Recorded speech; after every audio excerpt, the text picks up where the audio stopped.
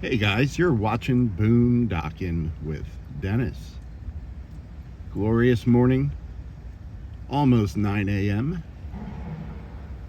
Construction behind me. This is about right where we left off the video I put out this morning. We're looking at Water Street. There's the water. Some beautiful homes right there. What a view. What a view. I already checked in with Luciano this morning.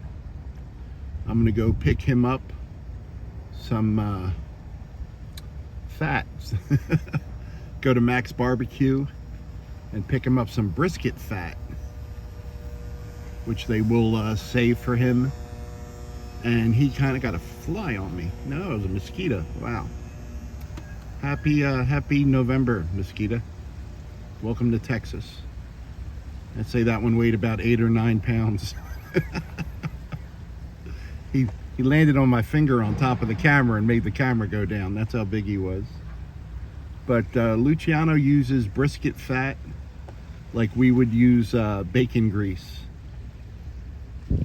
And he'll get some tortillas and slop up the grease, and they're pretty generous with their cuts. They'll throw some brisket ends in there. So he hasn't asked for that in a while either. So we can do that, right? We got time for that. Especially since we got 6 hours. 6 hours to do it. I had some pineapple chunk for breakfast. I got a container of pineapple chunks last night.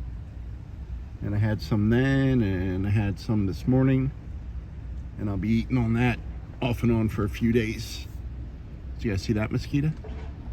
There's Water Street. Hello, Water Street. Good morning. How I've missed you. Water Street's my go-to street. Spotted some dolphins already today. Spotted 5 or 6 Eugenes in spots where I don't usually see them. So that was kind of weird.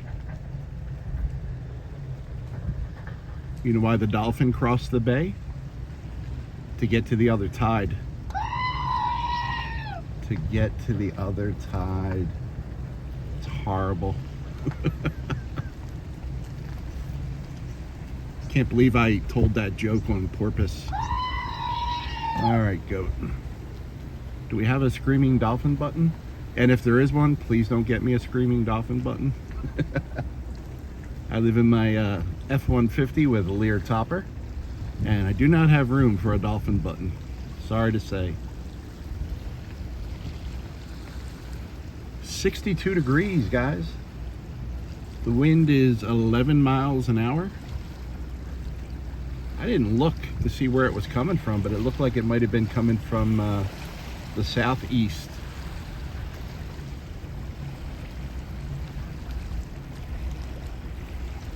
I wonder what that is a remnant of.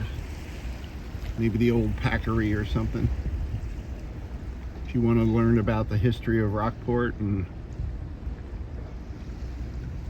learning from mistakes.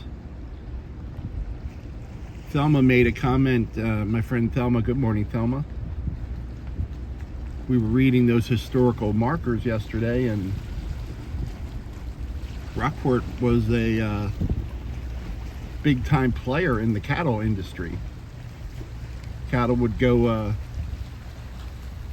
on the ships, but they had packeries here, and they could break down the cattle right here and ship the meat, the tallow, you know, everything. Basically everything was used. And then when the railroad came, they started shipping the whole cattle to the bigger places like Chicago and St. Louis. And they kind of retooled all their resources and started going after sea turtles, which basically eliminated sea turtles from Aransas Bay. I have never seen an alive sea turtle in Aransas Bay. And this is Aransas Bay that we're looking at right now. and they must have been just super thick to think that there was an industry based on sea turtles. I'm going to pull over and let this truck go by. Oh, he just turned. He's parking. Well, I don't have to then. Wasn't that nice of them? I did want to let you know for the first time. Oh, wait a minute. One more thing. One more important thing. Just before I started, I got a notification from PayPal that my buddy Drew sent me a gift through PayPal, which was very nice of you, Drew. Goat, I'm going to need you to wake up. Goat, I know I told you you were off the rest of the day, but can we get a shout out for Drew? We'll use that money to buy Karina goat chow. Okay, cool. There you go. Drew, sorry that took a while. And there's your postcard for Drew. Thank you, Drew. I appreciate that. Drew has been with my channel since literally the day it started. And I appreciate that, Drew. Drew's up in Canada. And the Canucks are having a good year.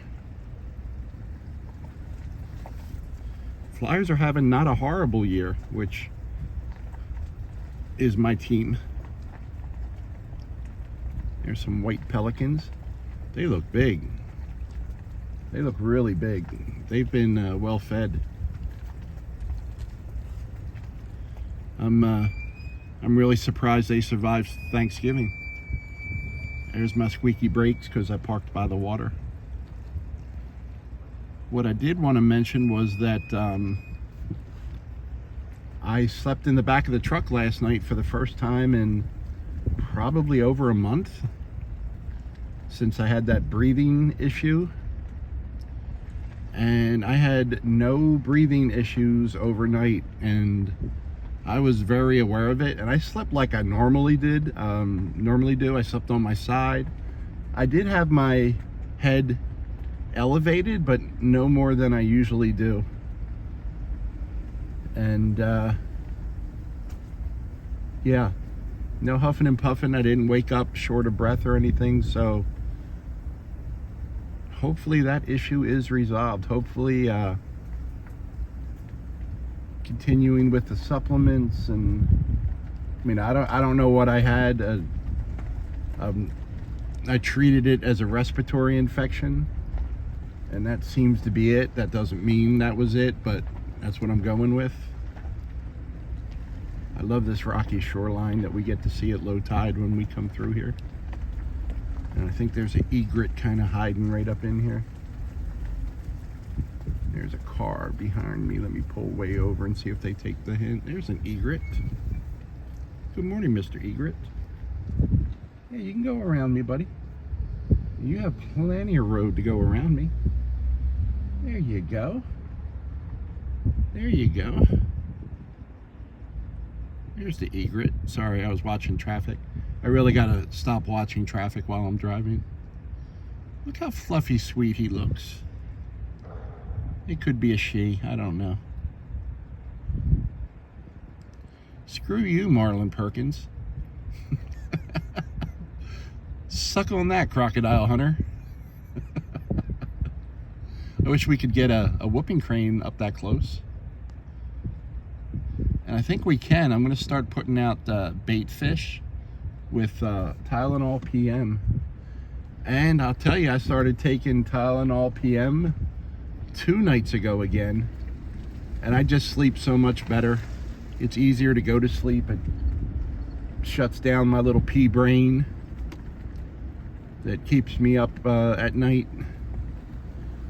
I did wake up quite a bit during the night last night, and that could just be getting used to sleeping in the back of the truck again.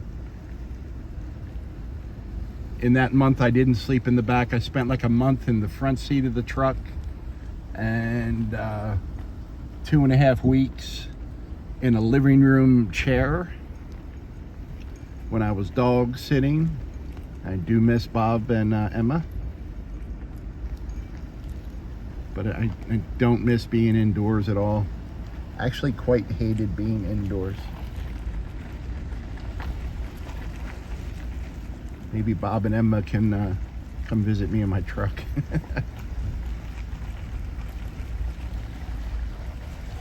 I really wish I had just one at a time, because then I just would have took the one dog with me everywhere I went. But neither one of them seems like they are really used to being on a leash, and it could have just been a disaster. Let's pull over here. Here comes another car. Oh no, where's all the flowers? What happened to all the colors, guys? Is the season over already? Oh no. It's almost like winter's coming. That's how we tell winter's coming. Winter's coming.